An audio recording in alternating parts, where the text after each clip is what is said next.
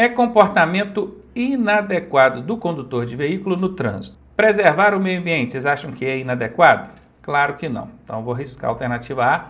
Prestem bem atenção, a questão está querendo o comportamento inadequado, aquele que o condutor não deve fazer. Alternativa B. Manter regulados o motor e o escapamento. Vocês acham que o condutor do veículo deve manter regulados o motor e o escapamento? Vocês acham que isso é bom, é positivo ou é negativo? Bom, eu acho que é positivo. Portanto, a pergunta pede aí o inadequado. A alternativa B também não é inadequado. Alternativa C. Jogar pontas de cigarro nas estradas. Isso é inadequado ou é adequado? É inadequado. A questão está pedindo a inadequada. Certamente será essa a resposta. E a alternativa D. Evitar jogar lixo nas vias públicas. Olha, jogar lixo nas vias públicas não é uma boa. Evitar jogar lixo nas vias públicas, aí é uma boa, é adequado. Como a questão está querendo o inadequado, não é a letra D.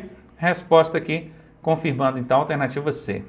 Bom, antes da resposta, eu quero te avisar que eu criei um treinamento com todas essas armadilhas e pegadinhas, essas covardias que o Detran faz em prova. Se você quiser conhecer, eu vou deixar o link aqui na descrição e também nos comentários, fixados no topo. Confere lá. Conduzir veículo produzindo fumaça, gases ou partículas em níveis superiores aos fixados pelo CONTRAN, que é o Conselho Nacional de Trânsito, é o quê? É tolerável e aceito pelas autoridades de trânsito? Vocês acham mesmo que conduzir um veículo produzindo fumaça, gases e partículas em níveis superiores aos fixados pelo Conselho Nacional de Trânsito é tolerável? É aceito? Obviamente que não. Essa é aquela alternativa absurda que toda questão tem, pode eliminá-la. Alternativa B. É uma agressão ao meio ambiente e está sujeito à multa? Sim, é um desrespeito às normas, agride o meio ambiente e, obviamente, está sujeito a ser penalizado com multa. Certamente será essa a resposta. É um tipo de poluição sonora? Olha, que nem falou, né? Produzindo fumaça, gases, partículas, não falou aqui de barulho, ruído. Então não tem incidência direta com poluição sonora. Então a alternativa C está fora. É perfeitamente legal? Claro que não. Se está aqui, a própria questão está dizendo, né? Níveis superiores. Então já foi estabelecido pelo CONTRAN quais são os níveis toleráveis. Ele está em níveis superiores, isso é legal? Claro que não é legal. É ilegal. Essa é uma questãozinha que foi até bem fácil. A alternativa B é a resposta. O excesso de anúncios, cartazes, banners e outdoors afixados em pontos estratégicos em vias públicas é um tipo de poluição? O anúncio, cartaz, banners é o quê? Visual, não é? Então não é sonora, não é atmosférica, que não polui o ar, não é hídrica, não polui a água, é um tipo de poluição visual, questãozinha até bem fácil. A gente tem que até ficar atento para esse tipo de questão muito fácil, para ver se não tem nenhuma pegadinha, nenhuma armadilha, né? Porque fácil demais assim, já viu, né? Dado, a gente tem que ficar desconfiado. A falta de conservação e a desregulagem dos veículos provocam. Olha, falta de conservação, desregulagem, provocam poluição atmosférica. Sim, uma desregulagem, por exemplo, vai trazer aqui poluição do ar, poluição atmosférica. Então, a alternativa A cabe aqui. Poluição sonora, também, um veículo sem manutenção, um veículo barulhento, vai encaixar aqui também na alternativa B. Desgaste do veículo, claro, veículo sem a manutenção preventiva, o que acontece com ele?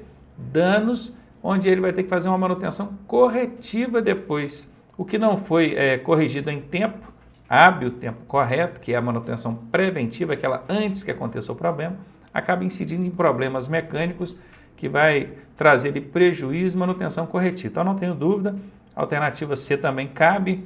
A resposta aqui, sem dúvida, é todas as alternativas acima. Inclusive, deixar uma dica, em 90%, 80% das vezes que na alternativa D tiver escrito todas as alternativas, a resposta é essa, 80% das vezes.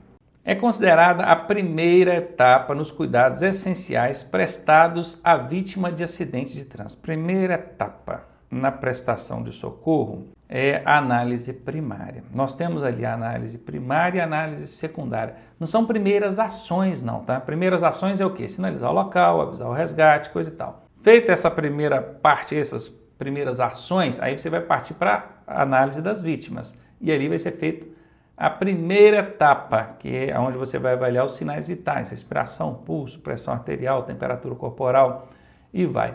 Então aqui, primeira etapa é a análise primária. Primária de primeira. Confere? Letra C aqui, a resposta. As situações de emergência não são sempre iguais umas às outras e os procedimentos a serem adotados dependem de vários fatores, tais como... Bom, é claro que a gente não vai encontrar uma situação de acidente, emergência, o que for exatamente igual a outra. Então, para cada situação, você vai ter ali um cenário diferente, desafios diferentes, dificuldades diferentes. Então, aqui fala, ó, os procedimentos a serem adotados dependem de vários fatores, tais como o nível de conhecimento de quem? Quem está prestando socorro, certamente. Sim, faz sentido. A prática e os recursos dos quais se dispõe, claro, se você tem uma boa prática, você já passou por aquele outras vezes e dispõe de recursos, também é um fator aqui que vai ser relevante nesse dependem aqui. Então, A pode ser, B pode ser. O tempo estimado para a chegada de ajuda profissional também é um fator aí variável que deve ser considerado, aliás. Todas as afirmativas estão corretas? Essa é a resposta e vai a dica. 80%, 90% das vezes. Que na alternativa D tiver escrito todas, essa será a resposta. Orientar quanto ao local, a gravidade do ocorrido, o número de veículos envolvidos e, se possível, o estado das vítimas é a atitude que corresponde. Esse estado aqui é a condição com que as vítimas se encontram. Isso aqui é uma atitude ou são atitudes que correspondem a quê? As ações realizadas por agentes qualificados. Que agentes qualificados aí, sim? Aqui nem especificou, né? Talvez falasse de socorristas, tivesse mais relação aqui com a pergunta. Não gostei dessa alternativa não, ficou meio sem sentido. Ao acionamento de recursos, certamente, né? Bom, orientar quanto ao local. Sim, venha até esse local, tá certo. A gravidade do ocorrido também faz sentido, né? Tem veículos de grande porte envolvidos, motocicletas, com atropelamento, o que é? O número de veículos envolvidos também. O estado em que as vítimas se encontram, sim, para acionar recursos, sim, você liga lá no 192, que é o SAMU, ou 193, que é o bombeiro, para acionar recursos aí, essas informações são importantes. Pode ser, vamos ver a letra C. A primeira opção do socorrista, opção, se fosse pelo menos uma ação ou procedimento, e nem é a primeira, né? Primeiro a gente precisa sinalizar o local. Então a alternativa C está fora. Atitude dos auxiliares, que auxiliares? Da mesma forma que aqui ficou vago, aqui também ficou bem vago, né? Está fora. Realmente é que melhor se encaixa aqui a letra B. Vítima apresenta quadro de parada respiratória. O que fazer nesse caso? Colocar a vítima em pé. Olha, aqui, gente, já matou a pau, né? Mas pega uma vítima de acidente que está com parada respiratória, ainda mais, colocar ela em pé, absolutamente. Essa é aquela alternativa absurda que a gente já chega eliminando, né? Alternativa B, elevação e compressão com a vítima consciente. Para começar, esse termo e esse não tem relação um com o outro. Elevar o quê? Elevação e compressão. Compressão de quê? Com a vítima consciente. Totalmente desconexa a alternativa, fora, não faz nenhum sentido. Deitar a vítima, certamente ela já estará deitada, ou talvez sentada no banco do carro, né? Pode ser. Então, deitar a vítima, desobstruir suas vias aéreas, sim. Normalmente, se ela está apresentando aqui uma parada respiratória, provavelmente pode ter alguma coisa obstruindo a passagem do ar. E com os devidos cuidados, manter seu pescoço estendido, manter o pescoço da vítima estendido, né? Sim, também é um procedimento correto, porque isso ajuda a língua a descolar da glote aqui, ó. Isso é bom. Bom, alternativa C aqui, tudo certo. Expiração e compressão. Expiração é colocar o ar para fora. Compressão, que certamente deve estar relacionada aqui a comprimir o tórax da pessoa por causa de parada cardíaca. Não tem relação direta aqui com o problema e a própria alternativa é desconexa. Os termos aqui não se conectam, não fazem sentido. Então a alternativa D está fora, confirmada aí letra C.